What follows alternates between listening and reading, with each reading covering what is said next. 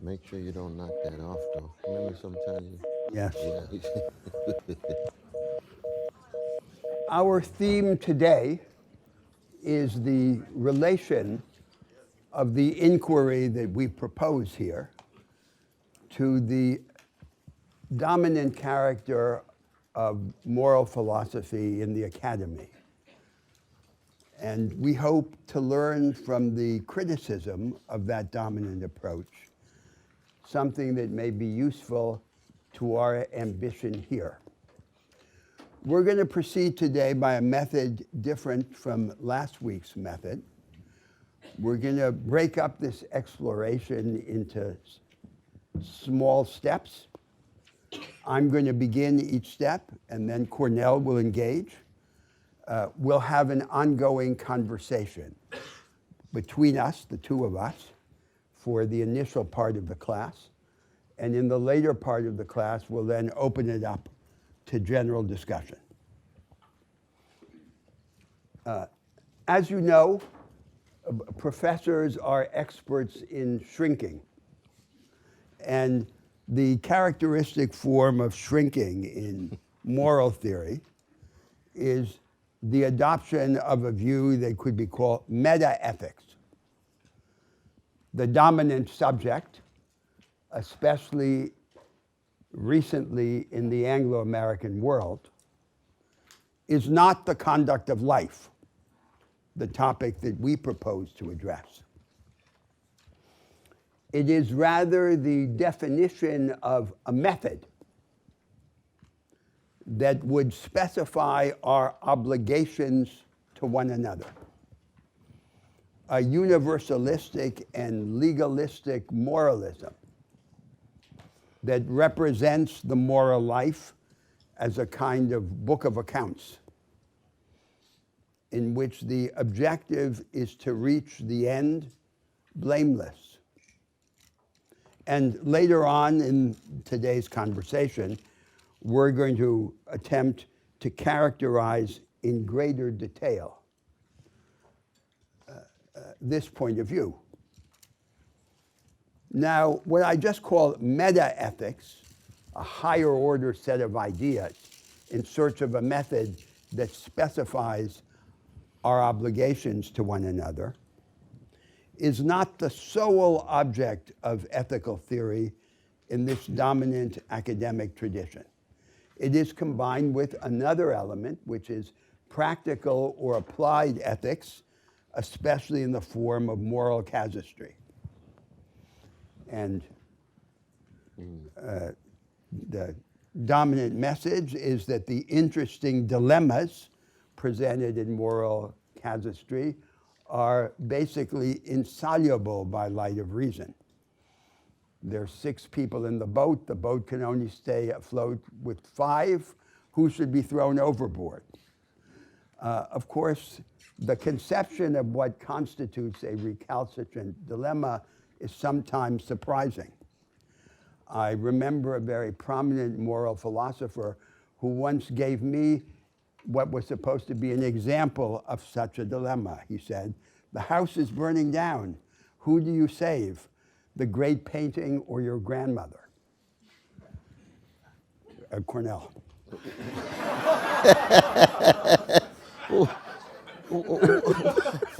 What was your answer, though, bro, My answer to what? to that question? I said it didn't seem to be a dilemma to me. Oh, yeah. Oh, okay.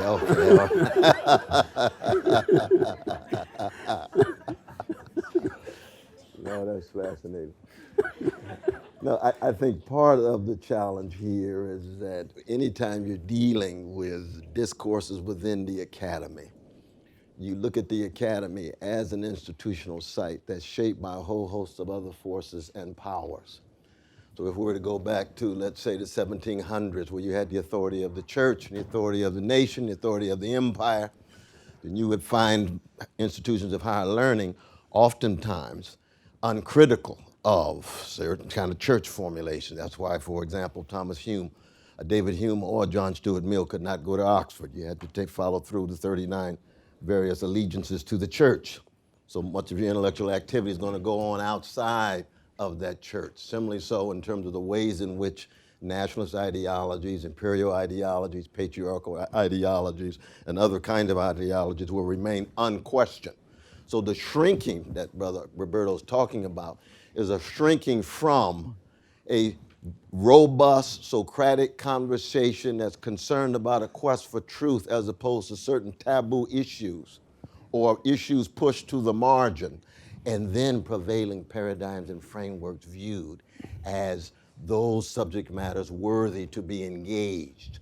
And so, for example, by the time you get to the 19th century, let's say after 1885 in England, somebody like Henry Sidgwick, we're going to come back to Sidgwick's great The Methods of Ethics, published in 1874, now the authority of science moves in, and the philosophers are feeling insecure because that is what the definition of being rigorous is, to be scientific. To be scientific is to be quantitative. To be quantitative is to have much more homogeneous units to deal with rather than the heterogeneous realities of life.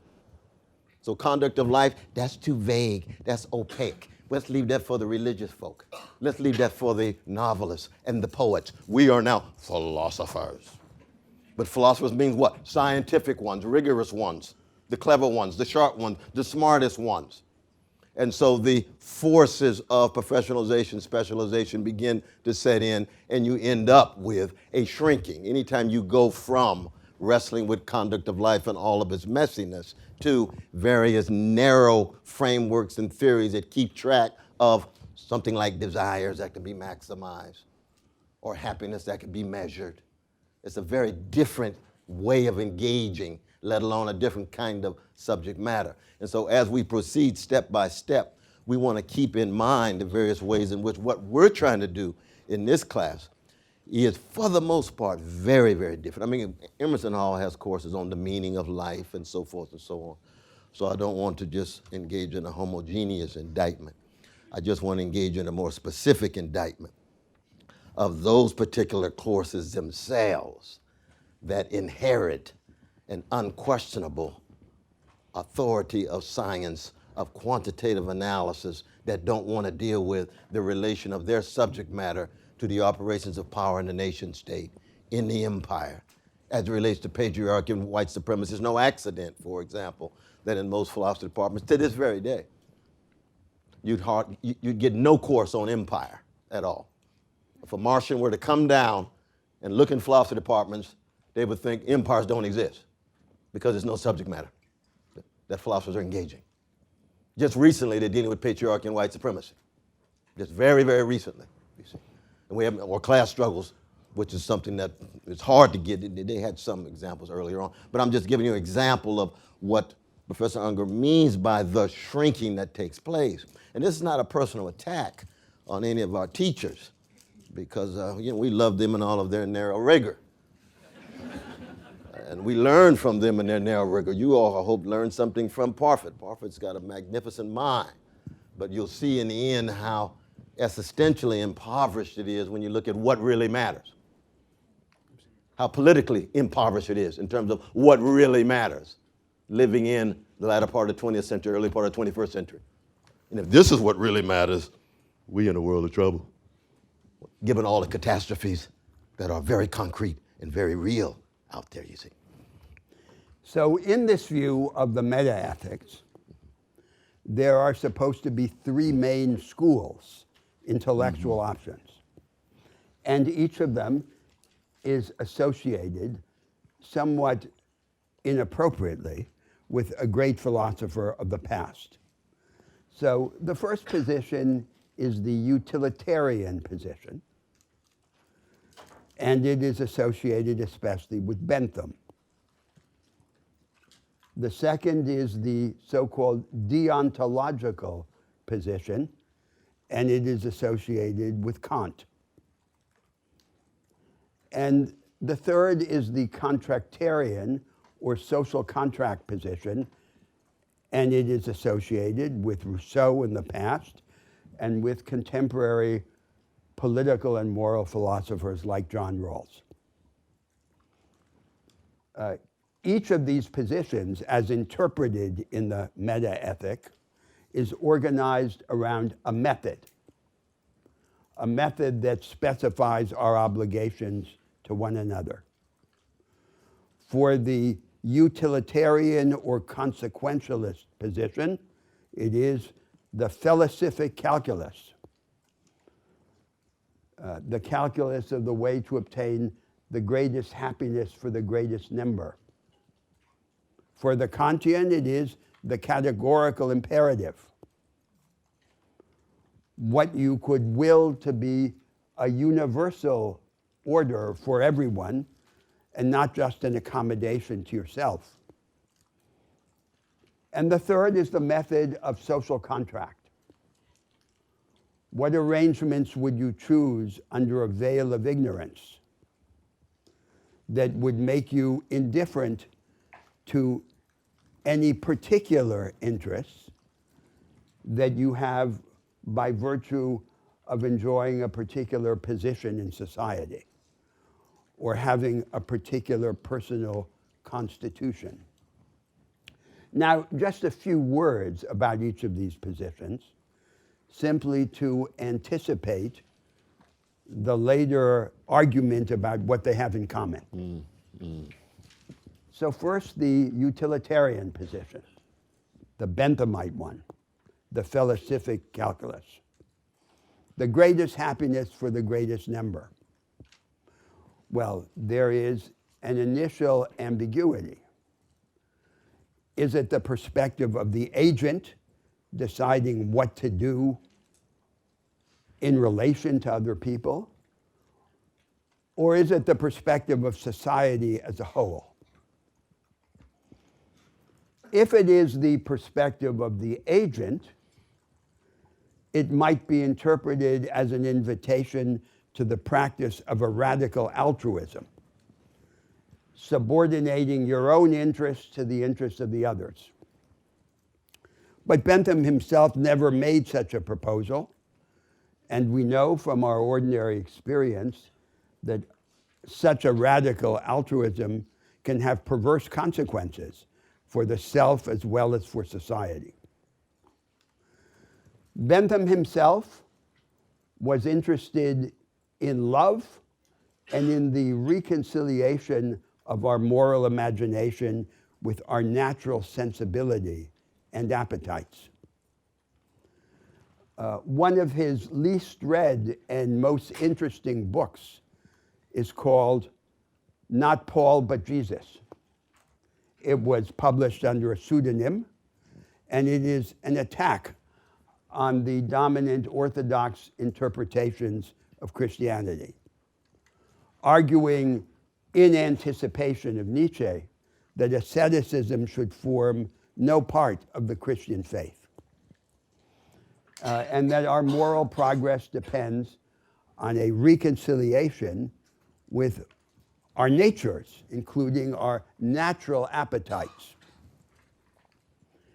And Bentham wrote as a dedication in a book that he gave to a lady in London society the following words that suggest how far his actual view is from this cardboard utilitarianism. He said in this dedication, "The best way to be happy is to make other people happy. The best way to make other people happy is to pretend to love them. And the best way to pretend to love them is to love them in fact." And in this way, in only 2 moves, he went from utilitarianism to Christianity.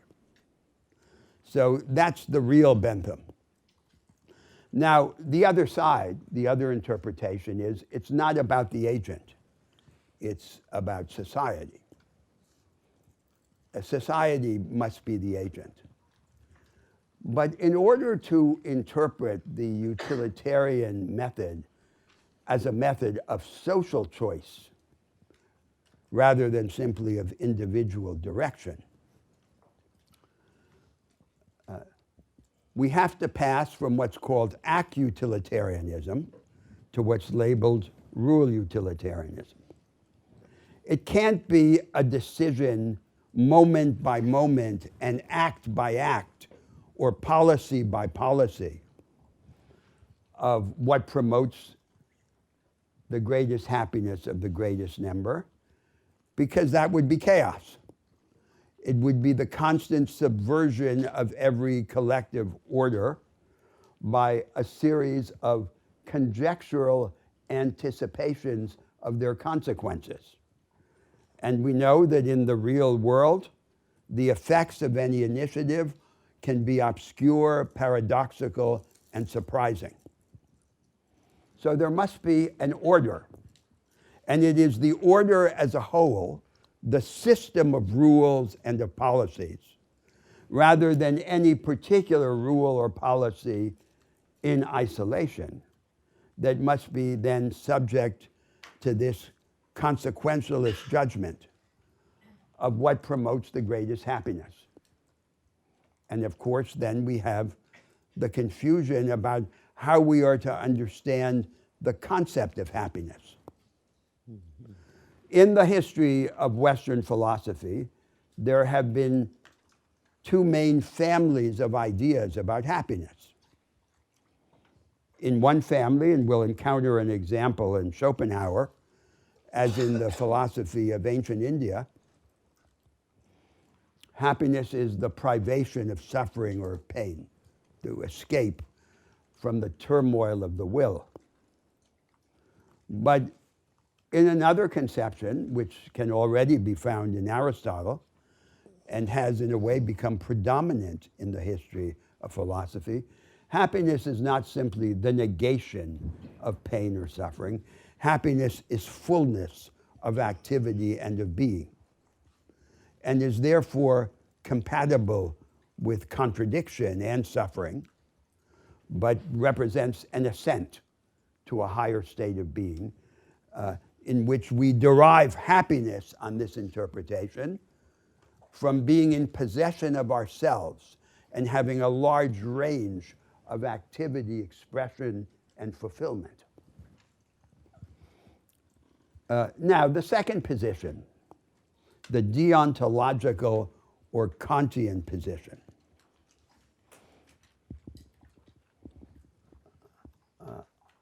I should act under whatever rules I can will to be universal, abstracting from all the particulars of my situation, my desires, my appetites. Universality is then the key to morality on this view. And we could say that the premise is, again, not a radical altruism, not the subordination of myself to all the other people, but rather the denial to myself of any special privilege. So it's like the legal concept of good faith, that the other's interests be equal to my own, that I decenter, that I no longer view myself as the center and as the standard.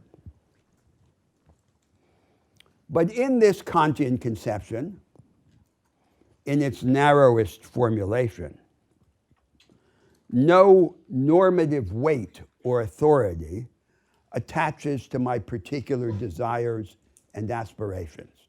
I must abstract from them. Well, then the problem is this. How could I ever give content to this idea of the categorical imperative? It seems that if I can't rely on my own desires and appetites and aspirations, I must rely on something. For example, on a view of personality or of society. But I can't get somewhere on the basis of nothing. So there is the problem of the apparent emptiness of the categorical imperative. The constraint of universality seems insufficient to generate content unless it's combined with something else. So, for example, compare it to the Marxist concept of ideology. Ideology in Karl Marx is the universalization of a class interest, represented as the interest of all society rather than just the interest of the dominant class. But for ideology to perform its function of legitimating, in Karl Marx's view of it, the universalization can't be purely rhetorical. It has to impose some constraint on the dominant interest. So there's a point of departure, the content of the dominant interest. But what is the equivalent point of departure in the operation of the categorical imperative, given that we are denying any status or authority to our desires? Now, the third position, the third school, is the social contract school, associated with Rousseau. Now, the real Rousseau was interested in something else. So his view is men and women are unhappy in society. And they're unhappy if they're isolated. And then when they're in society, they're unhappy because they're struggling with one another for power, advantage, and recognition. And all of his efforts as a philosopher and a critic were consumed in the attempt to find an alternative to these two unpromising positions of isolation or surrender to society. The social contract idea is that in order to specify the arrangements that should have authority, we have to imagine ourselves in an idealized situation of choice, in which our particular or sectarian or class or temperamental interests are hidden from us. So one problem is that it seems that unless we specify the conditions of this idealized circumstance of choice very restrictively, we can't generate principles out of it. We can only get out of it, in a sense, what we put into it in the first place. And so the social contract idea seems ineffective as a way of escaping from this vicious circle. That's one problem, having to do with the point of departure of the contractarian view. The other problem has to do with the outcome rather than with the point of departure. What is the intended outcome? The intended outcome is an impersonal order of right that is neutral with respect to all sectarian visions of the good or all understandings of our interests. Now then, we can ask, can any institutional order ever be neutral in the sense that is required by this view? It seems that any institutional order, any impersonal framework of right, tilts the scales in favor of some human experiences and against others. And the claim of neutrality is invariably invoked in the service of its opposite. The framework that is claimed to be neutral is in fact favoring certain ranges of experience, and by claiming to be neutral, it is insulating itself against criticism and change. So it is the entrenchment of a sectarian position, exactly the opposite of what it pretends to be. Nevertheless, to take the critique one step further, the illusory ideal of neutrality has a kinship with another ideal which is legitimate and even indispensable. No order can be neutral, but an order can be open to a wide range of experience and contradiction, its Catholicity, its openness, and above all, it can be corrigible. It can be organized in such a way that it lays itself open to challenge and change in the light of experience. And then Catholicity and corrigibility are the desirable equivalents to the illusory ideal of neutrality. Well, that would be just then the beginning of a criticism of each of these positions, the standard positions in the metaethics, showing how they are so pervasively ambiguous and on every side unhappy or inadequate. Yeah, I want to take off on this notion of neutrality that you're talking about. Because when you think of neutrality, spectator status, and looking down on a hill on the valley of ordinary people, the demos, that the very notion of academic discourse institutionalized in the academy, when wedded with a notion of neutrality, spectatorship, we're spectators observing phenomena and then presenting certain truths to those in the valley. I mean, there's echoes, of course, of Plato's cave going all the way back to ancient times. But the authority of science as it relates to the humanities, and especially as it relates to philosophy, means now philosophy is viewed first and foremost as an abstract academic discourse rather than a way of life in the mess of history. So the academy is not the encounter of ways of lies, trying to have conversations with people you might radically disagree with, mediated with respect, but each one of you all are participants in life, history, politics. But no, we come up to a neutral site, holding at arm's length power, holding at arm's length interests, holding at arm's length desires, and get socialized, usually into a jargon or terminology that is very different than ordinary people, so that makes you feel smarter, makes you feel sharper, and allows you to reside in this site of being a spectator. So that the very notion of the academy itself as a site of operations of power, as an extension of what's going on in society, is radically called into question. You get this all the time in discussions about, well, when are you actually going to get back into the real world? You're in the university now. Well, anybody who doesn't think the university is the real world got to wake up. No operations of power, no acts of interested perspective, no myopias and breakthroughs, no deep insights and blindnesses.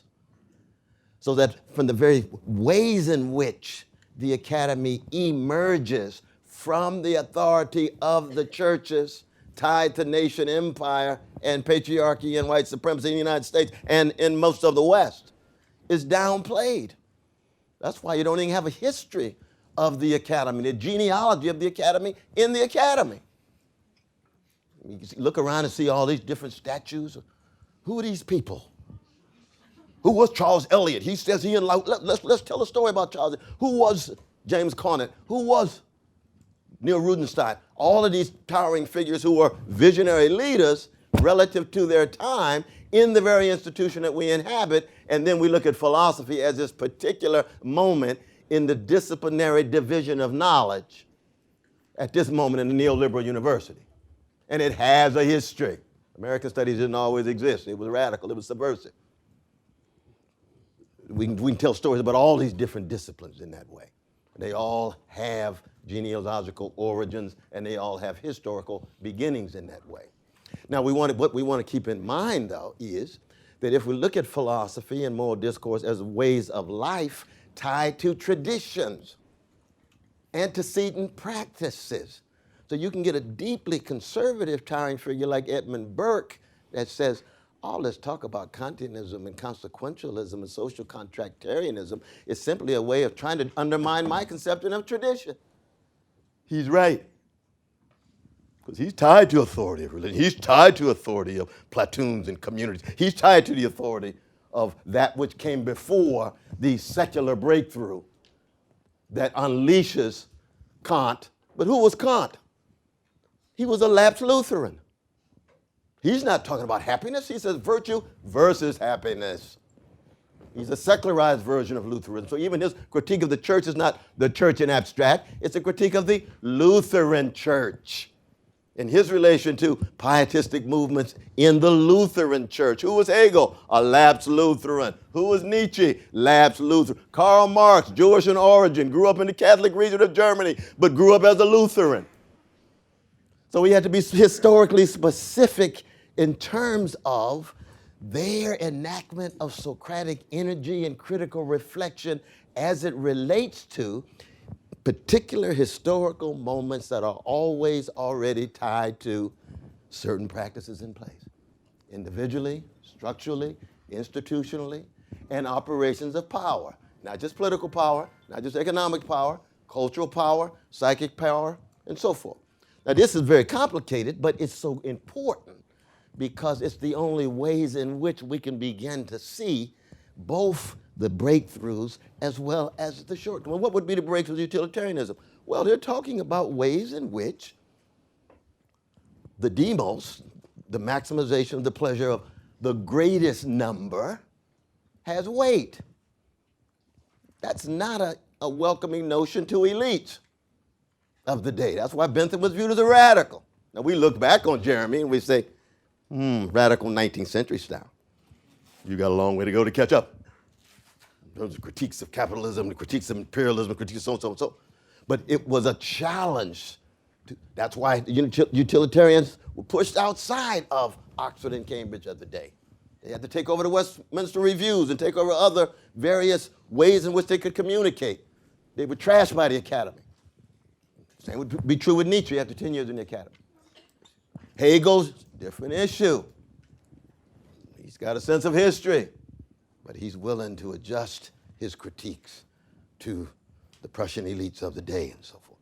So we got to keep track each and every move we make in talking about the varieties of Kantianism, the varieties of utilitarianism, the varieties of contract and theory. what's interesting is how each of these three philosophers, who are supposedly the patrons of the three positions And the in three the meta-ethics, are Bentham, Kant, and Rousseau. And Rousseau, yeah. Had, in fact, larger ambitions. Oh, So yes. I mentioned the way in which Absolutely. Bentham and Rousseau deviated from this role that they are assigned by the meta-ethics, but the same could be said of Kant.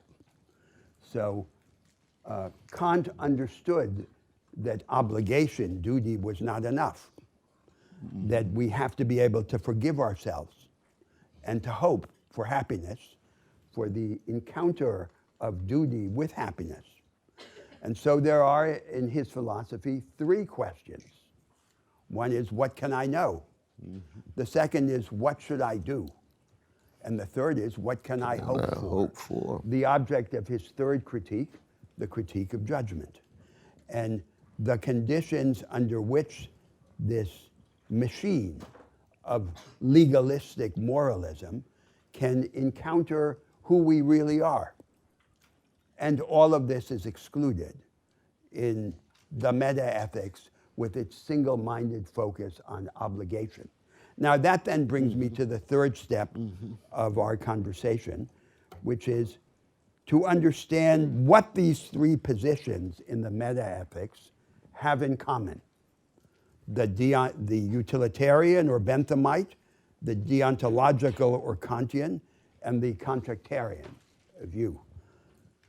So first, what they have in common is a particular understanding of the central problem in morality, in the moral life. The central problem, according to this view, is selfishness. Our self-aggrandizement, our assertion that we are the center of the world, and the subordination of everyone else and everyone else's interests to our own. That's the problem, according to this view. The second is that the response to the problem is then the search for universal principles, for an impersonal arrangement that can put each of us in his or her place and affirm this superiority of the impersonal perspective. The third element that they have in common is that these principles have as their main task to specify our obligations to one another, what we owe one another. And that's what I described as the Book of Accounts. The fourth common element is the search for a method, a kind of conceptual contraption that can generate these principles that specify our obligations to one another. That's the philosophic calculus, the categorical imperative, and the idealized situation of choice, the social contract established under the conditions of the veil of ignorance. Now, the method seems to be indeterminate in its operation. It seems insufficient ever to yield results that are specific or concrete enough unless we specify the constraints or conditions so tightly that we're in fact putting into it what we get out of it. And because of this problem of indeterminacy, there is then a fifth shared characteristic in these views of the metaethics, that the method of the philosophic calculus, the categorical imperative, or the social contract must be able to have as a proxy to make it work some institutional arrangement in society. It can't work if it's just a concept machine. There has to be an actual organization. Now, there are two candidates for that role. One candidate is the market, and the other candidate is democracy. So there has to be some institutional regime that is the embodiment of the method that specifies our obligations to one another, because the method by itself is too indeterminate unless we make it determinate by specifying all these constraints and antecedent conditions. But then, of course, we have the problem in another form. Which market order and which organization of democratic politics deserve to be taken as proxies for the method? All the real forms of the market or of democracy are flawed, contestable, and contested. So we escape from the problem of the indeterminacy of the method only by exposing ourselves to another problem, which is this contest over the alternative versions of the market or of democracy. That's a simple account of what these views have in common. Would you like to say something to that, Cornell? Just a quick word about the indeterminacy, though, because I think part of the problem is also that if you view your method and science as something that is so clean and therefore not subject to vast inconsistency and incongruity, you either are going to shrink your subject matter to hold on to your cleanness, or you're going to deny what's messy in your subject matter. It's just like in the history of sociology. Sociology begins with English industrialization. It begins with the French Revolution. It begins with Prussian bureaucracy. That's what Weber and Durkheim and Marx were about. But by the time it gets professionalized, it's all about very narrow conceptions of facts that can generate general laws in such a way that you might be able to predict human behavior just like the physicists do. So you're still imitating the authority of the scientists. And when we say authority of science, we're really talking about Newton, like Kant's first critique. What can I know? You assume a Newtonian universe and then see what are the conditions for the possibility of constituting that Newtonian universe as objective and never real. Because you have no access to the Ding an sich, the reality in themselves. Well, so it is in the history of humanities and social sciences vis-a-vis this indeterminacy that cannot be controlled, cannot be contained, and hence either you move deeper into the indeterminacy, and when you move deeper into the indeterminacy, what do you get? The best you can come up with is just an art and not a method. That's the best you can do. So when Charles Sanders Peirce gave his series of lectures, beginning of pragmatism, right here across the street, and argued that logic was not a method but an art, that science itself was an art, not a method. It didn't generate ways in which you can predict the way in which the physicists could predict natural phenomena. And so you either give up the imitation of the natural scientists and come up with either new methods, that's still an imitation. It's just the indirect compliment at that point. We don't have your methods, we got our own methods. We got Geisteswissenschaften methods. We don't have natural science methods. Or maybe you don't have methods at all. Maybe all you have is a conversation. Maybe like artists, you're trying to tease out the complexity. This is not relativism. There's still certain ways of going about it that are better than other ways. And so this notion of intimacy, indeterminacy, I want to highlight in relation to our conversation. But go right ahead, though, brother. Well, now we come to the fourth step of our discussion. We're doing all right with time, though. Yeah, we're doing all right, which is Parfit's thesis. We've given you an assignment from one of the most influential works in contemporary moral theory, Derek Parfit's On What Matters. Now, just like those other great philosophers, Derek Parfit himself was manifestly ambivalent about the argument of this book. The basic argument is that these three positions of the meta-ethics are equivalent, that the propositions of any one of them can be translated into the propositions of the other two. And so his image is that they're climbing the same mountain, ascending to the same mountaintop from different sides of the mountain. It's the argument of equivalence. But Parfit says in the third and final volume of this work the following: I regret that in a work called On What Matters, I have said so little about what matters. And 1,924 pages later. yes, that's it. You got one life to live. No, go right ahead. So this shows the element of self-criticism and ambivalence.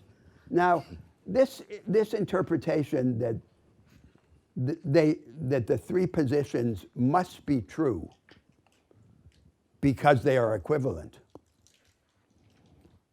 has to be attacked right off. So the idea is that propositions of one can be translated into propositions of the other two.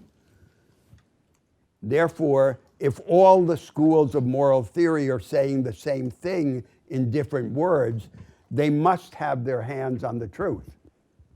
Now, of course, the problem is that this is just a little corner of the history of moral ideas and of moral philosophies. Mm-hmm. And there are any number of views, like many of the views we're discussing in this course. Buddhism in ancient India, Christianity, the philosophies of Nietzsche and Emerson, the ethic of self-construction, Confucianism, that are completely different. So it is mistaking a provincial convergence in the Anglo-American Academy for the moral consensus of humanity.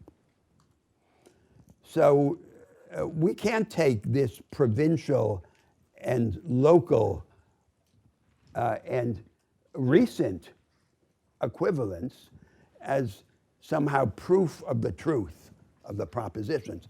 A second interpretation would be that they're all equivalent because they're empty. But that seems to be an exaggeration. There's some element of truth in this view, but we're exaggerating it in that way. So the element of truth is they're indeterminate, and they escape indeterminacy only by identifying the method with a particular institutional arrangement, which is then controversial. They're also underdetermining because they're unresponsive to the central question about how to live.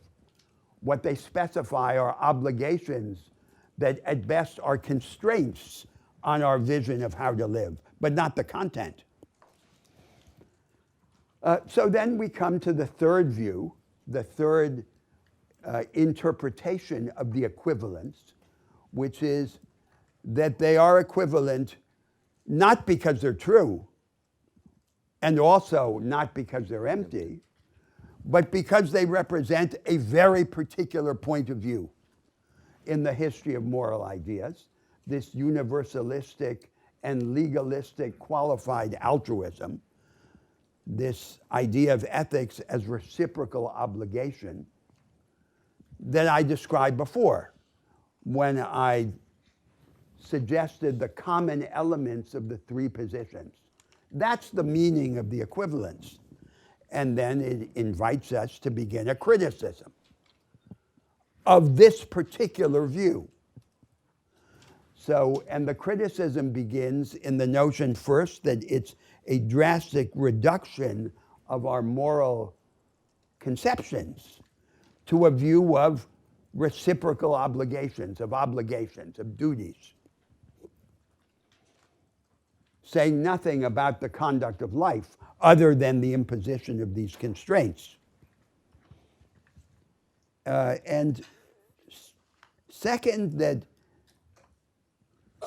it is in a way a philosophical elaboration of the idea of reciprocity that comes very early in the moral evolution of humanity and in the moral evolution of each individual human being. So both ontogeny and phylogeny, both the individual and the collective, pass through the stage of reciprocity as the central theme in the organization of the moral imagination. But reciprocity is not enough, as society discovers and as the child discovers, to organize our orientation to one another. There has to be an arrangement in society, in the group. We could call that the way things are. And then the way things are becomes the object of criticism and struggle. And it's as if these views philosophically were caught in that early stage. Their legalism, their focus on the debts and credits, on the obligations, is a drastic foreshortening of our moral aspirations. Mm-hmm. And what they lack is any anchor in a vision of either personality or society that could inform our direction in the world. Mm-hmm. Mm-hmm. Yeah, I think one of the ways in which we try to shatter parochialism and provincialism, our own as well as anybody else's, is to try to first tell a story about the person who's writing the text. Who is Derek Parfit? What does it mean to be born in China with Christian missionaries and grow up in Oxford and fall in love with the methods of ethics of 1874, what John Rawls called the first great academic work in modern ethics. I can see Professor Rawls lecturing now right on the front row there at Emerson, 1972. I can see him. And he had that beautiful smile because he wanted to do the same thing. Because in the academy, if you can be scientific and rigorous when it comes to things that supposedly are not subject to this kind of analysis, it's going to be a breakthrough. what was it about Parfit that led him to want to become the next Sidgwick? Well, what was Sidgwick doing in that text? He had three ethical theories. He was trying to argue they were equivalent. They reached a certain kind of convergence. But here's with intuitionism, here's with egoism, here's with utilitarianism. And he almost pulled it off at the very end, not 1,924 pages, but only 500 pages later. He says, oh, there's always a parallelism within practical reason, using Kant's notion of the second critique tied to ethics, you see. And so Parfit says, I'm going to do what no one has done in the history of English-speaking moral philosophy. I'm going to pull off what Sidgwick could not, you see. And so he's going to include Kant. Sidgwick does not include Kant. He has to include Kant. Why? Because of Rawls, the great Kantian figure who connects Kantian moral theory to social contract political theory. So you situate and locate him in terms of who he's talking to. Who are his heroes? Who are his models? Most importantly, one of the fundamental questions you can raise for any thinker, let alone a great thinker, is what does he really fear? What is he afraid of? What is he scared of? Well, there's another figure in the history of English moral thought named Bernard Williams, who was also my dear brother and teacher. He taught here at Harvard way back in the early 70s, but he was master at Cambridge. Now, he was an English Nietzschean. I know that sounds oxymoronic, but that's not at all. He's an English Nietzschean. He said there's no such thing as metaethics, no such thing as objective morality. All morality is simply a reflection of historical context tied to human desires, and it is changing, it is contingent all the time, and therefore you simply have to make a stand, but recognize the stand that you take always rests on pudding. No foundations, no rational pillars. And you go into Derek Parfit's office, he's got a picture of Sidgwick on one side, Bernard Williams on the other. He's very candid about that. He's very candid about that because he knows he's haunted by Bernard Williams. The questions that you are raising are non-questions. It's almost like saying, you wasted your life, brother. I mean, they didn't say that, but I mean, you can imagine them saying something like that. There's no answer. Now, we started this class talking about nihilism. So it is. If nihilism is true, even though nihilism claims that no such thing as truths, and therefore there can't even be truths about truths. Can't even be truths about non-truths. No truths at all. But if it's true, then we're just having a good time. Because there's nothing to quest for. It's sitting in the skeleton in the closet of Derek Parfit. But the other side is Sidgwick, conversation with the Kantians, the utilitarians, the consequentialists, and he doesn't talk about the intuitionists too much, but there's still a few around Cambridge, none at Harvard at all. So then you get into what content does he really have? Because you don't want to commit the genetic fallacy. You can't determine the validity of a view simply by telling a story about its origins. But it helps to know what the context is. How do we examine the validity of it? Well, can you imagine yourself a Kantian thinking that somehow, deep down, you're really a utilitarian? That is a schizophrenic situation. Profoundly depressing. Any Kantian I know, if you tell them deep down you're really utilitarian, you say, I got to spend some weeks with you, not hours, because I've been fighting this all my life. Rawls wrote a dissertation critiquing utilitarianism and spends his whole life defending Kantianism. You tell Rawls deep down he's a utilitarian. He said, you must be losing your mind. So we had to be very careful and cautious in claims about equivalency, in claims about transposition of one theory to another. But then what's the motivation for it? Well, because we must hold on to objectivity for moral truth for dear life, even if it's just me and my friends I'm talking to. Because he hands out the book. What is it, 150-some people? He hands out the book to, and they provide responses and so forth, and you raise the issue. Who did he hand it out to? Were there any artists there? Were there any poets there? Any people from India? Any people from Latin America? Any people from outside of Cambridge and Oxford and the other Cambridge? I mean, who are you talking to? How robust is your Socratic dialogue? What is the degree to which you're really willing to be unsettled if you're tied to this legacy of Socrates? These are some of the responses that I think we would want to raise in relation to the towering figure. I mean, you and I saw him lecture. He was a wonderful man. He was a kind man.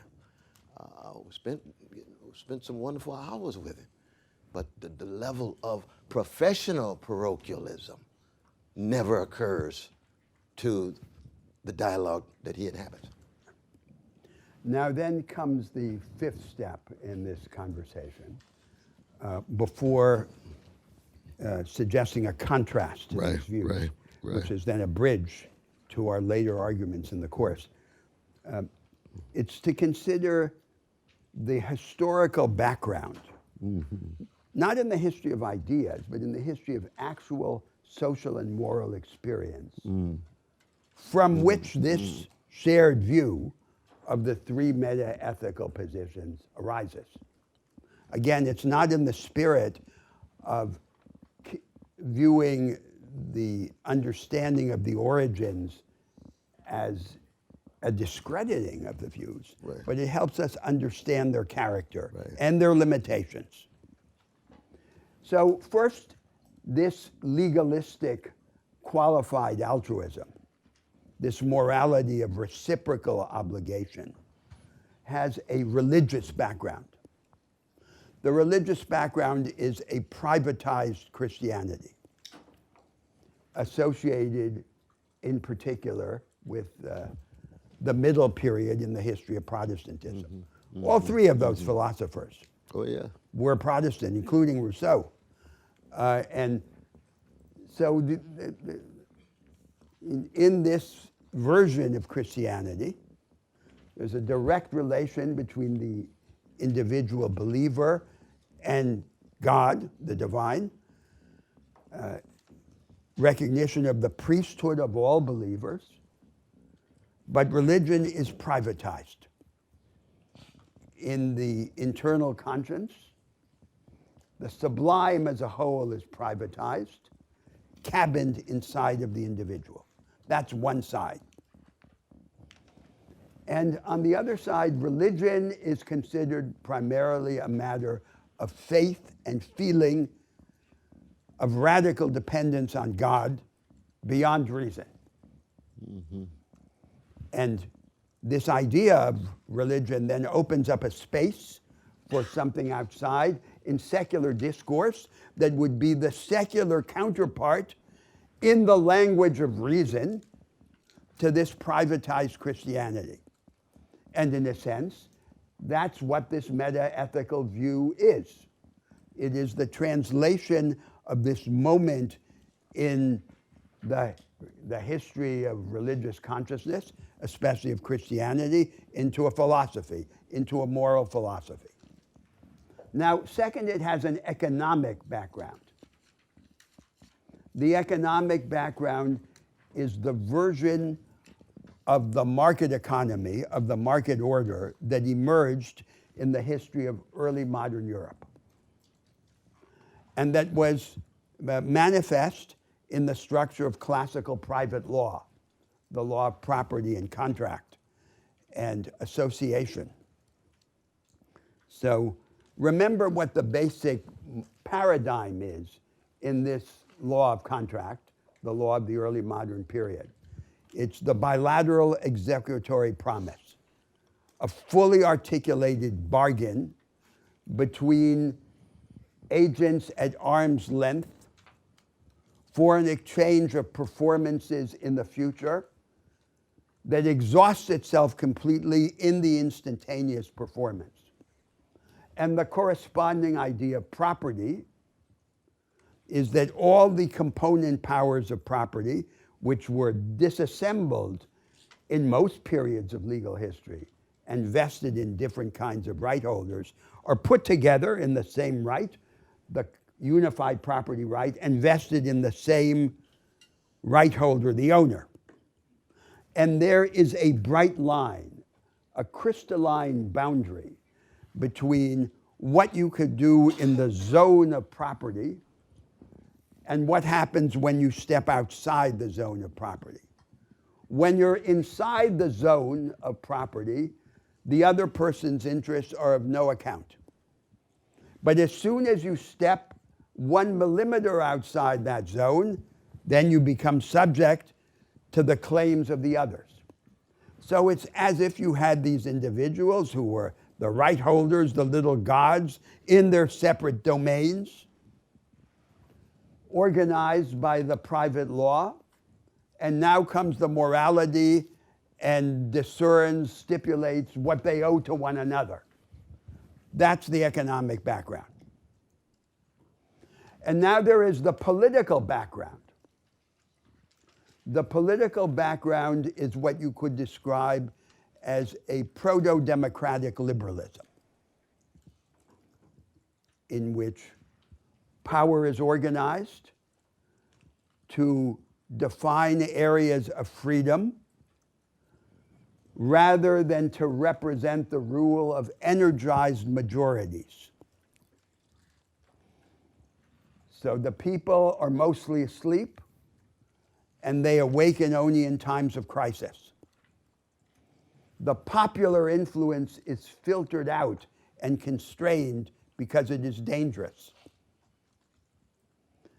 And the liberal principle of the fragmentation of power is combined with the conservative principle of the slowing down of politics, as in Madison's scheme of checks and balances. That's what I'm calling proto-democratic liberalism. A cold institutional politics designed to perpetuate impasse and inhibit the political transformation of society. And it is against that background, then, that we also have this view of moral obligation. Politics is de-energized, and then we have this space of the negotiation of our obligations to one another. Now, the relevance of this account of the religious, economic, and political background is the following. This world no longer exists. And we might have reason to think that it doesn't deserve to exist. The projects that we are going to consider later in the course, the ethic of self-construction and the ethic of connection, also have a relation to social realities. And they have an intimate relation to what seem to be the two most important functional ideals of the contemporary advanced societies. The creation of the capable agent, on the one hand, the agent who is able to operate within the context and to participate in the transformation of the context, and the ideal of the development of higher forms of cooperation. And these two ideals of the enhancement of agency and of the development of cooperation somehow depend on each other, but are also in tension with each other. And that generates then a different set of moral projects. So the claim that I'm making now in this argument is that there is an intimate relation between the moral vision of the meta-ethics and this particular moment in our history, our real social history, as well as the history of moral sensibilities in early modern Europe, in the early modern West. But it's caught in that world, and its advocates seem not to understand how it has these anchors in that past historical reality. Yeah, you got a lot there, though, man. I want to open this up, though. We still have another step. We got another step, too? Yes, well, the step is the contrast we haven't come to. I thought we had outstepped ourselves already. Okay. Next to last step right now, quick. Yes. That part of our challenge is trying to account for the fact that it's rare in the academy that the great moral and political breakthroughs that take place are initiated there. That it's usually social movements on the outside. is usually courageous, sacrificial, visionary actions on the outside. Now, that's not to say that there's not, decent and wonderful folk in the academy, but there's something about the cultures of professionalism that reinforce a conformity and a complacency and a sense of being spectator that you're not willing to really want to take a risk.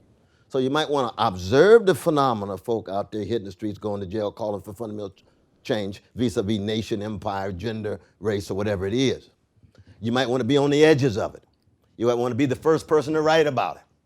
But in terms of the university itself being an institutional site, it tends to be much more a thermometer than a thermostat. So it's going to reflect it, but it's not going to initiate and reshape at all.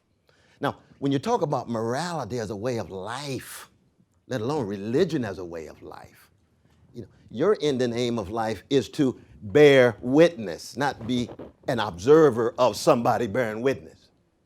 It's a very different way of being in the world. And yet, the test of neutrality, what it means to be a spectator, an observer for the university, is usually what? War. Let the nation go to war. And you see how the university, all of a sudden now, is a major participant. Let there be other kinds of catastrophes that affect those in the higher levels of power in the university, and they become crusaders. You see?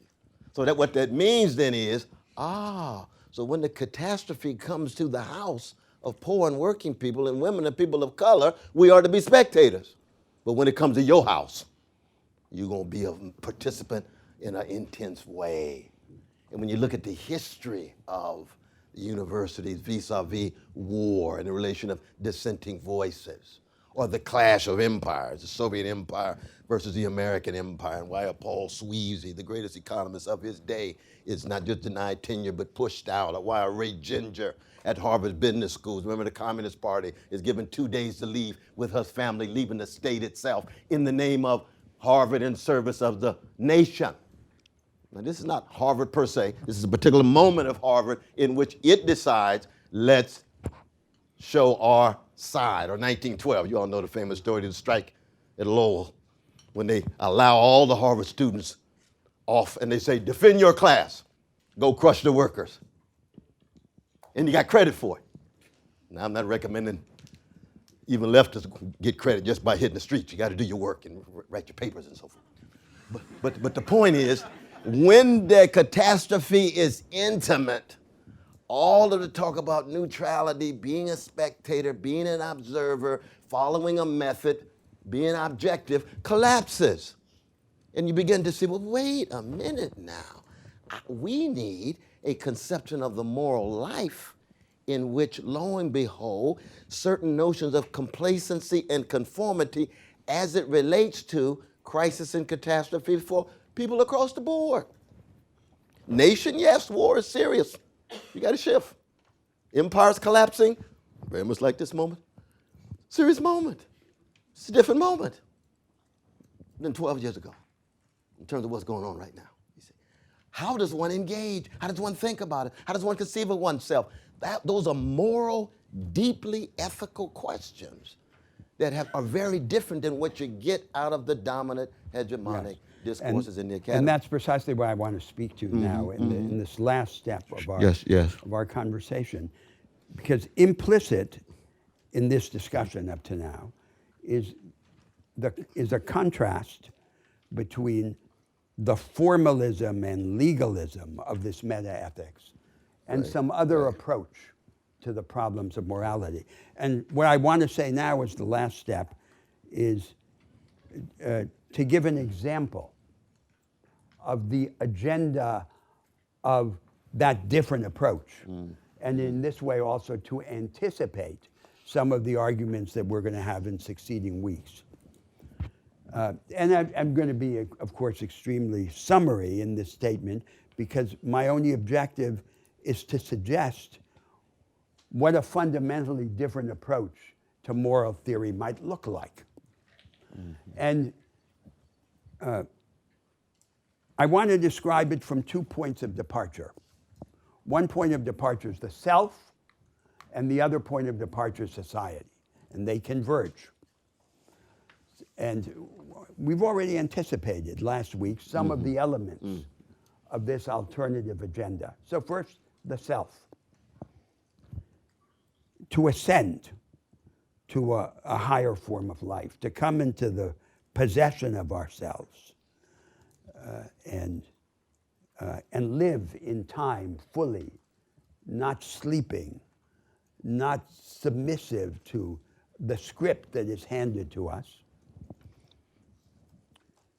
Each of us has to solve three sets of problems in the relation of the self to other people, in the relation of the self to society, to the social order, and in the relation of the self to itself. So first, in the relation of the self to the others. As we suggested in the first class, no one saves himself. We develop the self, we enhance the self, we come into the possession of being through connection. But every connection is also jeopardy, because it threatens us with loss of distinction and of freedom. It threatens us with subjugation. And so the question is, how can we connect without paying this price of subjugation? We have an experience of connection without subjugation in personal love. But personal love flourishes only in the sphere of intimacy. What is the equivalent to love outside the sphere of intimacy? It might be, for example, cooperation among free and equal individuals, but the institutional form of that idea is completely indeterminate and subject to struggle. Now then, there's a second terrain, the terrain of the relation of the self to a real social world. No one can be free in isolation, marginalized. We become free only by engaging in a real world. But every world seems to exact from us as the price of engagement that we surrender to it, and at the limit become its puppets. So then we can be free only to the extent that we can engage without surrendering, and engage in such a way that we remain outsiders as well as insiders all the time. Under what social arrangements is that possible? Of democracy, of the economy?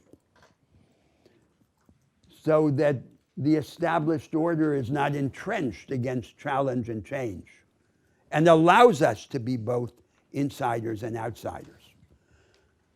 The third context in which we face this issue of the affirmation of the self is the relation of the self to itself. We grow older, we develop a rigidified form of the self, the character, and we need to form a modus operandi in the world and to have a certain self, but it's not to be like a statue that we chisel in marble. Because if it is, then it becomes a mummy within which we die. And so we need this organized form of the self, and we need to rebel against it and to escape it. And under what conditions, in what forms, can society help us escape from ourselves? And what are we to do while this social transformation doesn't take place? Because all of these three terrains have two aspects. In one sense, they're collective projects that happen in historical time, but in another sense, they're projects for us individually because we live in biographical time. The institutions economize on virtue, but to the extent that these aims have not been realized in historical time, we must find an equivalent to them in our personal experience. And this then opens a whole set of debates. Now then, the other point of departure from society.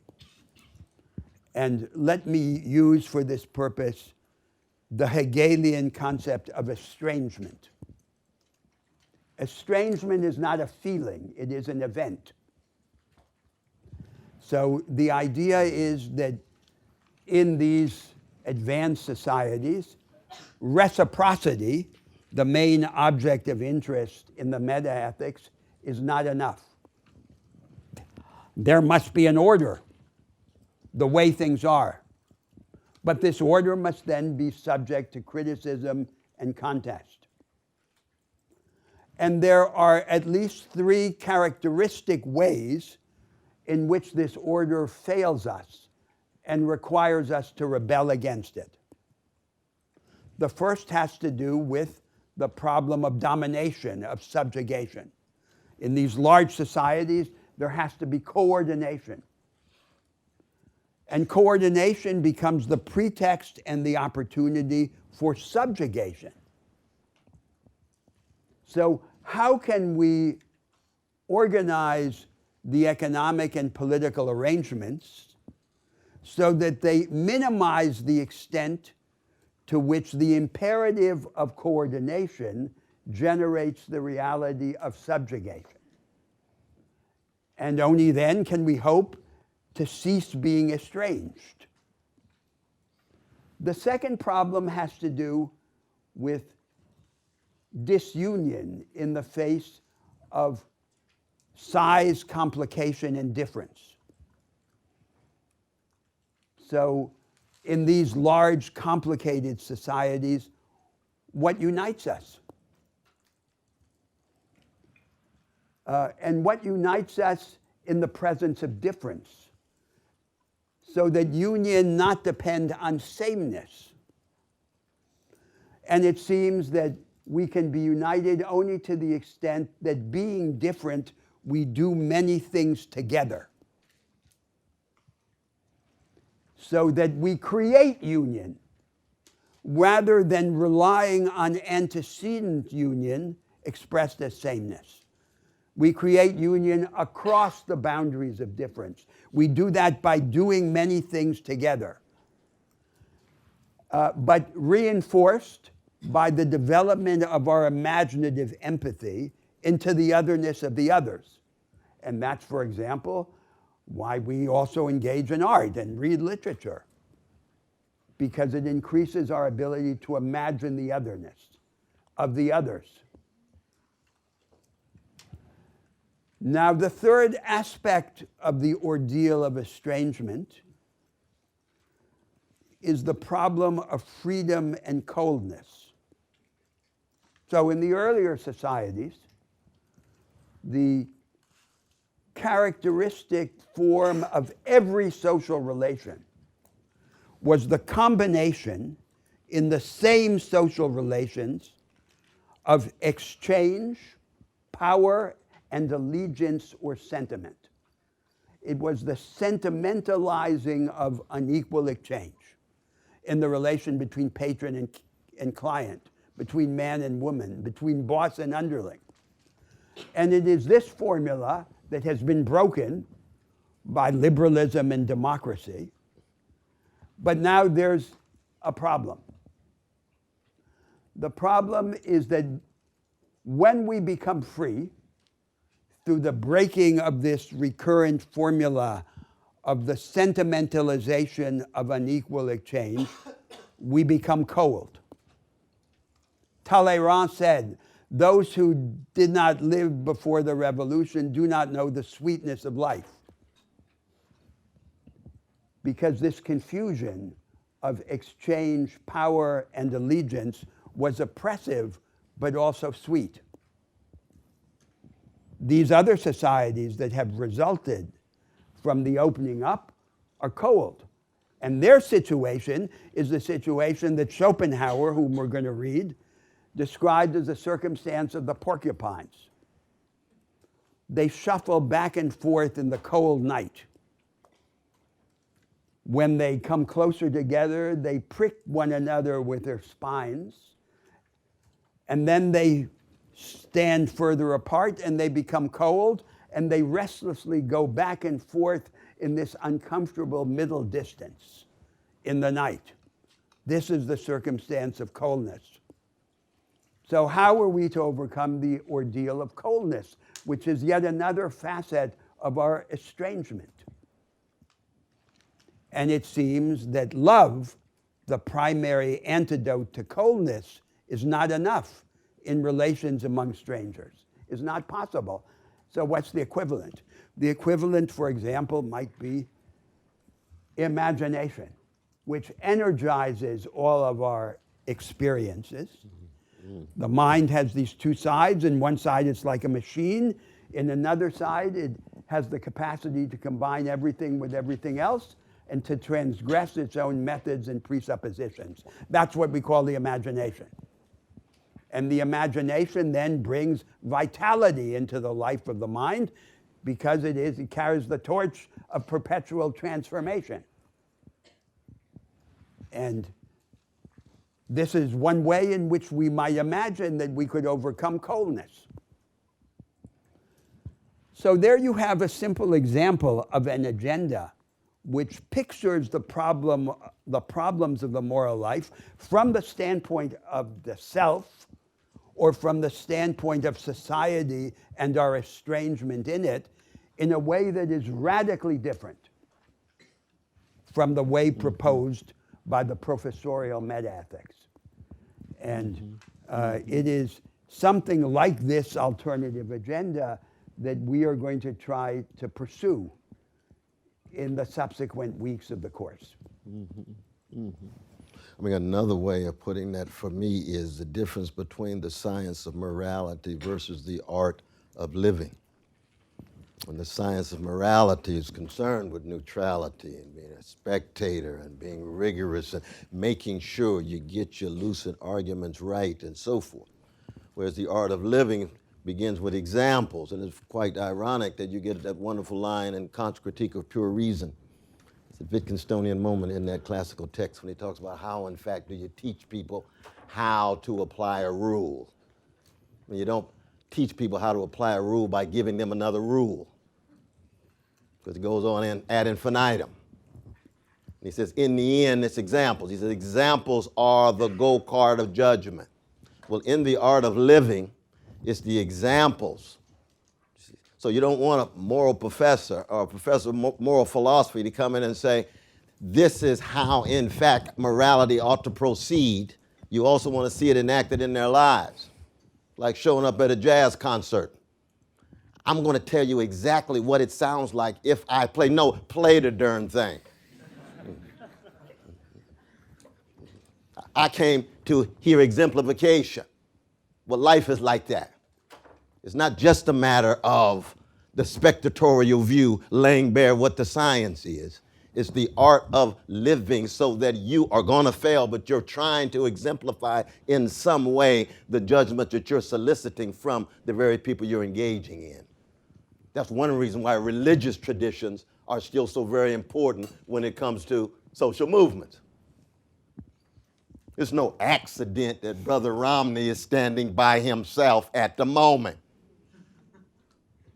because his Mormonism means something to him, and it cuts deeper than just conforming to his party. I'm just giving one example, my dear brother, so that when you actually have exemplarity at the center of your conception of morality, and by example, it's not just imitation. Even those Christians, you imitate Christ, Peter crucified upside down, and Stephen, and so forth and so on.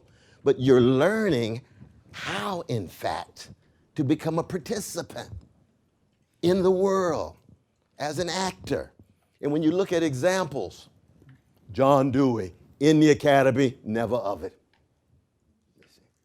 Edward Said, in the academy, never of it. Muriel Rukeyser, the great poet of imagination and democracy, at Sarah Lawrence, never of it. Here comes Alice Walker and Adrienne Rich, her students. We can go on in that regard. There are examples of people that try to enact part of what we are trying to engage in, which is not a dismissing of our beloved colleagues, it is an indictment of them in the Socratic spirit, because we will be worthy of indictment for something else. That's what the conversation is about. You see. And so in that way, we just want to draw this contrast, and we want to open it up because I know we've been going for Absolutely. years. Yes, my dear sister. If you have an imperfect society, Speak loudly so people in the back can hear. imperfect society and an imperfect person, and you're seeking as an individual to understand who you are in this context, that to me just looks like the blind leading the blind to blindness. So if we're looking to become this higher self from a perspective of being less imperfect, how can we ever reach a point where we are at that point of whatever that looks like in this context where everything has a limit? I think one of the wonderful gifts of being human is that there's always a cloud of witnesses who exemplify a level of courage and vision tied to love and compassion in almost any historical moment.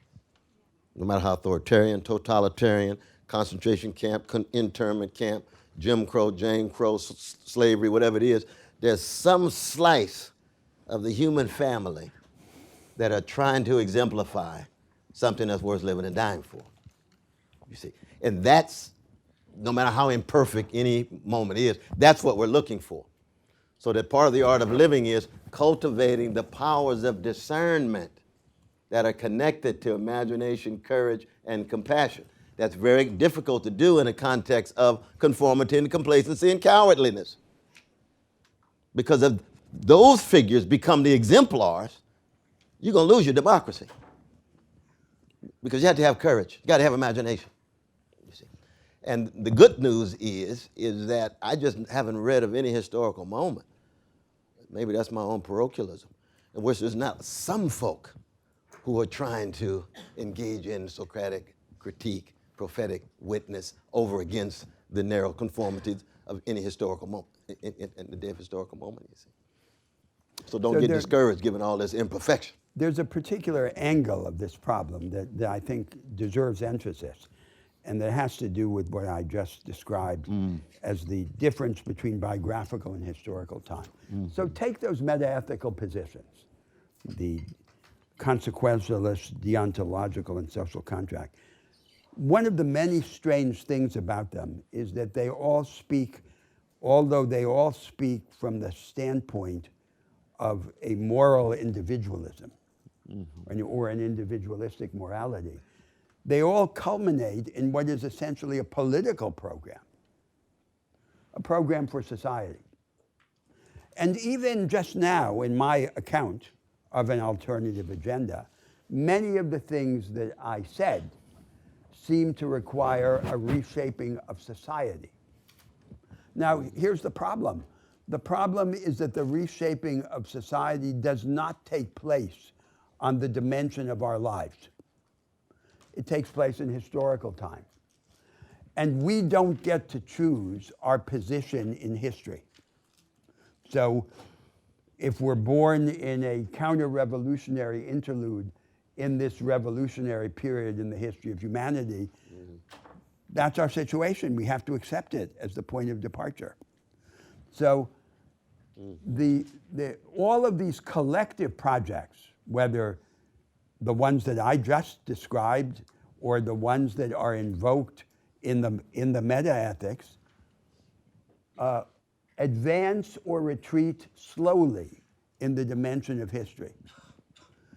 But what are we to do now in our own lifetimes? Because we'll be dead, and before the story of these collective projects is defined. And this creates a unique problem and a unique interest in, and a special relation between morals and politics. So in a sense, morals, and this was implicit in what Cornell was just saying now, has this prophetic dimension. Right, right. We haven't resolved something on the dimension of society, but what each of us has, and in a sense, all that we ever have, is life right now. And the question is then how we maneuver, how we operate in this historical circumstance now. given the imperfection of these collective projects. And that's something that only moral thinking can deal with. It's not a political question. And the weaker the political project is, the greater the weight that is placed on the moral endeavor. Because somehow our moral experience has to compensate for the failures of politics in our own experience. And this is an enormous source of complication and perplexity in moral theory. Absolutely. Yes. Jump in. Again, I think a comment more than a question. But those three demarcations of self, right? Self with oneself, self with society, and self with others. I feel like, what would serve people better is more removing those demarcations and kind of complicating or uncomplicating that to imply that self is not separate. Self is almost capital S, where recognizing that life is what it boils down to, and the fact that maybe even energy cannot be created or destroyed, and that's the one thing that binds us, regardless of whether it's a human being, an animal, or any kind of life form. And so kind of moving from looking at self as being demarcated from society, others, and even itself, to thinking about how, we can't be independent or dependent, but rather we are interdependent. From the clothes that we wear to the food that we eat on a daily basis, there's constantly people who are a part of our process of being alive. So even I guess just simplifying rather than even complicating the self in separate senses, but recognizing the self as a collective idea in itself. No, I mean, so much hangs on how you unpack that language. Because you can have a conception of self that's interrelated and interdependent and still in some ways separate from another self. You can have a self that's emerging in such a self that there's a capital S and those two small selves dissolve into something bigger than themselves. All of that has to do with how we unpack it. That is the point of departure of one of the two main secular ethics we're going to consider, the one that's called in the syllabus the ethic of connection. So the point of departure is not the isolated ego.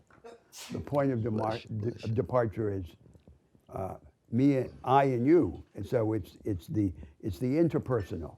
It's the joint intentionality, which is then placed at the beginning. But that generates its own set of problems, as we'll see. Yes, question. Yeah, hi. Could you elaborate on the distinction you were drawing earlier between arts and method? And at what point does any Between which and method? Between art and a method that Professor West was talking about earlier in the lecture? And at what point does something become overly reliant on methodology? I mean, one, we'd have to read closely Gadamer's great classic of 1960, Truth and Method. Truth and method. The difference between an approach and a method. The difference between a disposition, intellectual disposition, and a method. Method tends to be part of a discourse of scientificity. Approach is much more existential. So method oftentimes becomes an object in and of itself. So it becomes a methodology. You can have a whole course in just methodology and never get to the content of an analysis. Well, that's part of a certain kind of professionalized, a discourse is trying to generate highly professionalized, guild-centered persons, as opposed to the clash of different content-centered analyses. And so Gadamer argues, in fact, that the very genealogy of the term method is tied to a certain authority of the natural sciences. But that's a long argument. But one of the things you're implying is, or inviting, is a critique of reliance on method. So these metaethical positions focus on a method, each of them, and then because the method is independent, they need an institutional proxy for the method. But how should we think in general of methods? So we and my claim would be, we should think about methods in something like the way we think about institutions. That they're a dime a dozen, and they're to be burned up and to be replaced, and not to be reified. So what matters is the vision, the agenda, and the methods are burned up along the way. Now, this relates to the university, and Cornell has made several allusions to the university. The orthodoxies of the university culture are based on the forced marriage of method to subject matter. So, for example, economics is now not the study of the economy. Economics is a study of a method that was pioneered by the marginalist theoreticians at the end of the 19th century. The study of the economy by some other method is not recognized as economics, and the application of the method to subjects that seem to have nothing to do with the economy is treated as if it were economics. Now, take another example. In the life sciences, the method is historical. In fundamental physics, the method is anti-historical. Although we discovered in the 1920s that the universe has a history, and therefore every part of nature must be historical. The dominant paradigms of contemporary science, quantum mechanics and Einsteinian relativity, emerged right before the discovery of the historical character of the universe. What the national curriculums do in the world is that they project back to the education of the young a kind of infantilization of the orthodoxies of the university culture. And they induce the young to mistake the dominant ideas for the way things are. So they're a kind of emasculation, and they deliver the young emasculated to the higher stages of education, prepared for a life of intellectual servility. What we would desire is early to immunize them by insisting that basic education be deeper than the education provided in the universities, so that they arrive already prepared to disassemble, to deconstruct these orthodoxies of the university culture. This is very important to what we're trying to do here. That Because sounds our like an indictment, my brother. Because That's an intense one. because we have to here be vigilant in the Yes, struggle yes. against the reification of method. Absolutely. And Absolutely. the methods are open. What matters is the vision, the agenda. The methods, who knows? Now, this is not what happens in the life trajectory of an academic in general. The academic assimilates in his 20s an analytic and argumentative apparatus, and for the most part spends the rest of his life feeding material through that slot machine. And this is, of course, one of the many forms of death. And so this is the opposite of what we want. We want life, and to come into the possession of life, and life requires relentless struggle against these reified methods. And this conversation that we've had here in this class right now is really an example of the attempt to do that in a particular domain. In our own feeble and fallible way. But we think we're right. We're not relativists, but we're open to change. You know, we just lost George Steiner just yesterday. Towering man of letters, highly controversial, polymath, polyglot, highly suspicious of method, moving from essays on Kafka to Paul Celan to Thomas Mann to Melville, trying to sustain his own vision and courage. There are always examples. Back to this issue of examples as catalysts for hope. But there's other hands, where are we? Right in the front here. Yeah, And then we'll go right after that. On the topic of trying to appeal to the extremely large and complicated population of humanity in a way that accepts that perhaps love is not going to work for impersonal structures, how do you kind of create a discourse that is open and inclusive and widely distributed without making that sort of a race to the bottom? Because at least in recent politics, it feels like people just have to pound slogans, and even Bernie Sanders, who I love, is reduced to saying the same 5 things over and over and over and over again. They're important, but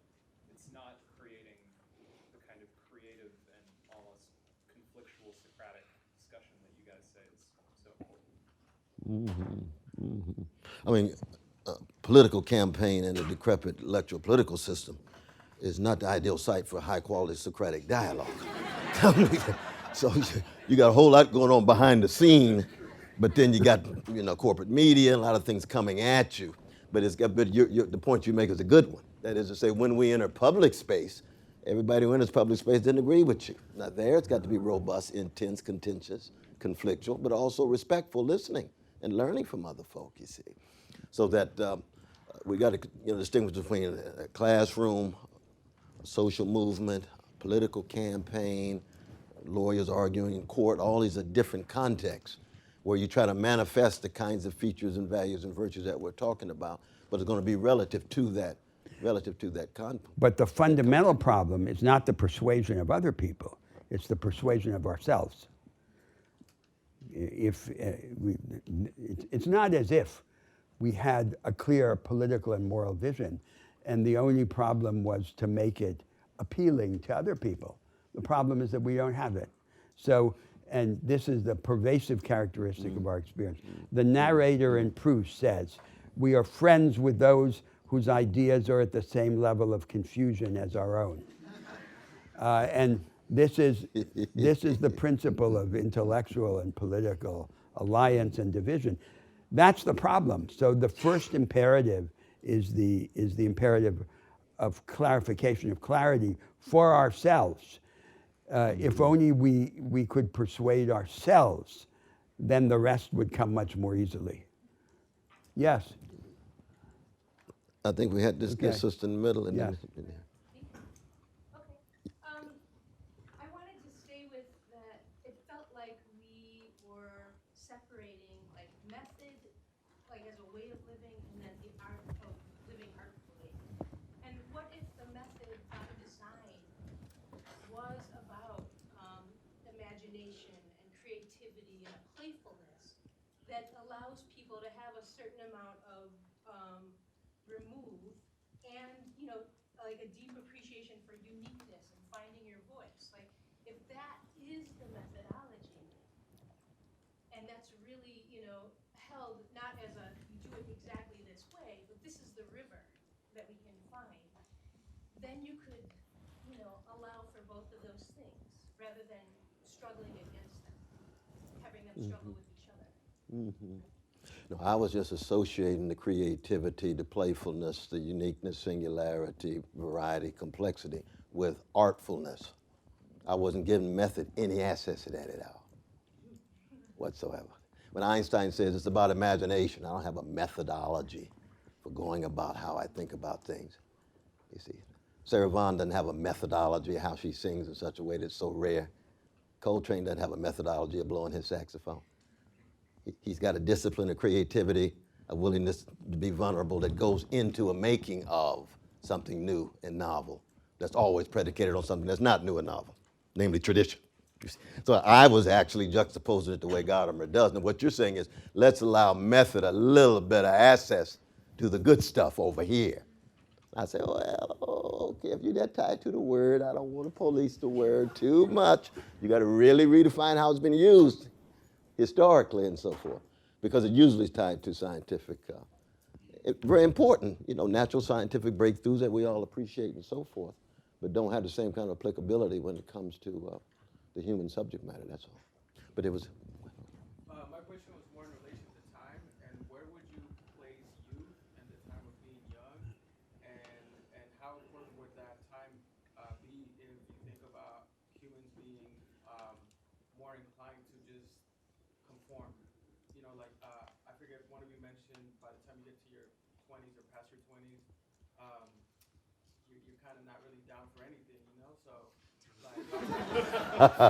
Thank you very much.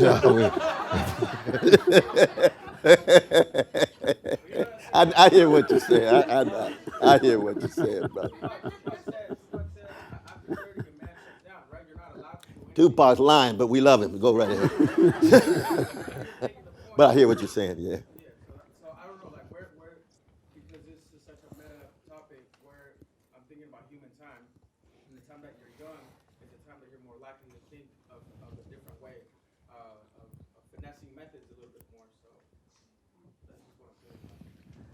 Yeah, you have an answer to that? I tend to think, though, it's not so much a function of a phase in a life.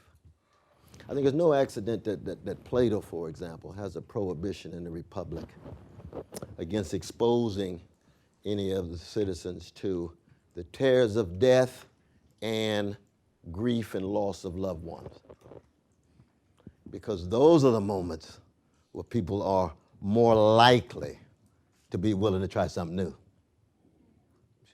See, most of the slave rebellions in the United States had to do with the funeral of the slave babies, those precious little ones who were being put into the grave. You got all these folks standing there looking at that little precious black baby. And Gabriel Broza says, this is too much for me. Catastrophe is more often the catalyst. And you can have that at 15, 25, 35, and so forth. So the betrayal of friendship, those are the moments in which you're so unsettled that the possibility of awakening escalates, as opposed to, when you're 15, 18, dealing with hormones, trying to fit in, getting a sense of self, dealing with mama and daddy, and so forth and so on. So that I would downplay the phase theory and put much more the catastrophe-like catalyst. And there's no accident. There's so many of the theorists. You look at the same Utopian, Thomas More and the others. You got to make sure that people don't have these catastrophes coming at them. And if they do, you have a story already to account for it so they can filter their rage and their anger. Now, young people are dealing with rage and anger and so forth. That's one reason why the markets bombard them so intensely to filter through their rage and anger through the distractions of the market that don't allow for solidarity, coming together, community, Bernie Sanders campaigns for some of us, and so on, you see. But when it comes to youth, see, I don't want to fetishize youth, and I don't want to fetishize age. Does that make sense? But they're just on that point. It's related to one of the themes in our future arguments. So, in principle, we would desire this availability of youth to be perpetuated throughout life, and not weaker but deepened. Like the Portuguese writer Saramago said, the older, the freer, and the freer, the more radical. That's what we would want. But that's commonly defeated by the arrangements of society. So, for example, in the university, it's often the case that the seat of orthodoxy are the graduate students, because they're pervasively insecure, professionally insecure, anxious about their trajectories, obsessed with who's in, who's out, what's prestigious. It's a disaster, and yet they're young. So the advantage of youth to represent life as a search is in this way annulled and reversed, and this happens all around us in every domain of existence. So, and this is a very important central theme in the attempt to develop a moral vision, as a search, as a pilgrimage in which we remain open, because remaining open is to be alive, and not to be in this position of safeguarding yourself against the terrors of death by dying beforehand. One last question before we go. Yes, go, Bill. You briefly mentioned Edmund Burke, who saw metaphysics as sort of undermining tradition, and then you sort of endorsed his critique in a way. You said, yeah, we are undermining tradition. So my question is as a believer, although I'm sure you have critiques, you're committed to some sort of tradition. Oh, absolutely. I guess my question is, where do you see kind of tradition, and more specifically revelation, in sort of informing your morality? Yeah, that's a longer issue, though, brother. But I can say this briefly. No, one of the reasons why Edmund Burke is so important is because in regard to the three theories that we were talking about, he had a sense of history and the centrality of tradition such that he knew in the end, they were much more superficial and artificial constructs than the people who constructed them. Now, he happened to be a traditionalist about tradition. I tend to be more a revolutionary about tradition. So traditions are inescapable, unavoidable, crucial, antecedent practices, always already there, but then you look for examples who embody Socratic critiques and forms of collective resistance. He looks for traditional sources of preserving hierarchy. So we both believe in the centrality of tradition. We have very different conceptions of tradition and how we understand tradition. A traditionalist understanding of tradition is very different than a more radical revolutionary understanding of tradition, but we're still over against those who would trash tradition per se. Every important moral and political insight is prophetic. And it is true, as Cornell always reminds me, that memory is essential to prophecy. But prophecy is higher than memory. We'll continue next week. Next week, indeed, indeed. We think that worked? That was wonderful. Maybe we ought to try that more often. Yeah. I think like this. that back. I I do think like this is a more natural, less And we're able to be, ostentatious and And I less think they can- formalized way of thinking. Yeah, yeah. Breaking it up to that Breaking like it a up like continuing conversation, which then opens up to them. absolutely. We just always have to keep the discipline of going forward. Yeah, yeah, yeah. We had 40 minutes left. Huh? Great. Thanks.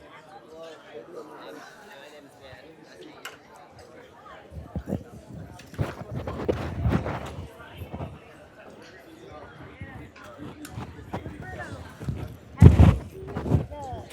you know about the artist Vic Muniz? He's a Brazilian artist. No, I think I've heard the name, but